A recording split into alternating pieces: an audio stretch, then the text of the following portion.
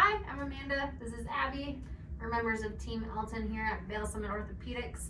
We're going to walk you through the process of a home ankle exercise program that's typically prescribed to our patients post-injury, whether that's an ankle sprain or an ankle fracture.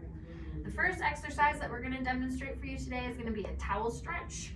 This is typically designed to help loosen up your calf muscles and help improve your range of motion, which is typically lost after sustaining an injury. So I'm going to have Abby swing both of her legs up onto the table here. We're going to give her our trusty towel.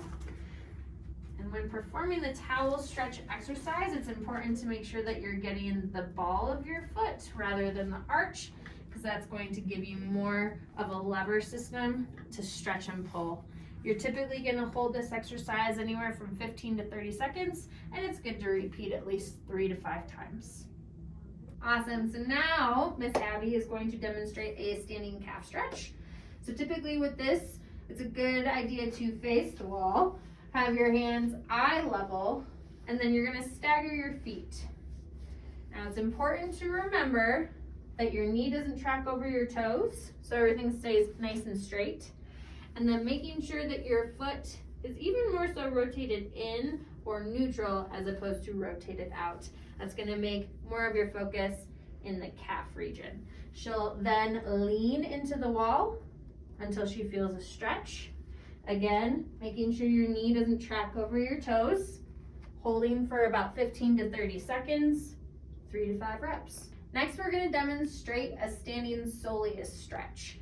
Now your calf muscle is made up of 2 muscles, your gastroc, which we just showed you how to stretch earlier in these videos. Now we're going to focus on the soleus, which sits lower into your calf. Okay, so we're going to designate this muscle primarily.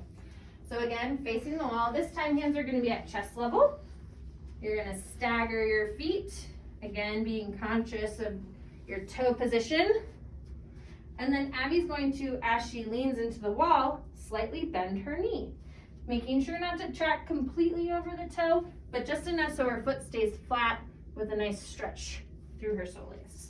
Next, we're going to demonstrate range of motion exercises. Typically, these can be done in what are called gas pedals, as well as ins and outs. So you're getting plantar flexion, dorsiflexion, inversion, and eversion. So Abby, I'm going to actually have you back up a bit and straighten out both legs.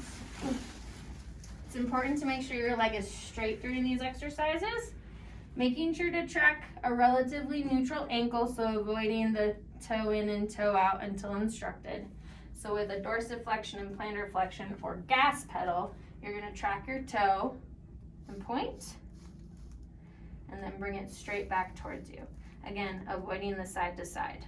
So I'll have Abby do that a couple of times. Very good. This exercise, typically you can do about 30 in a set, as often as you want, typically throughout the day, as long as it's not painful.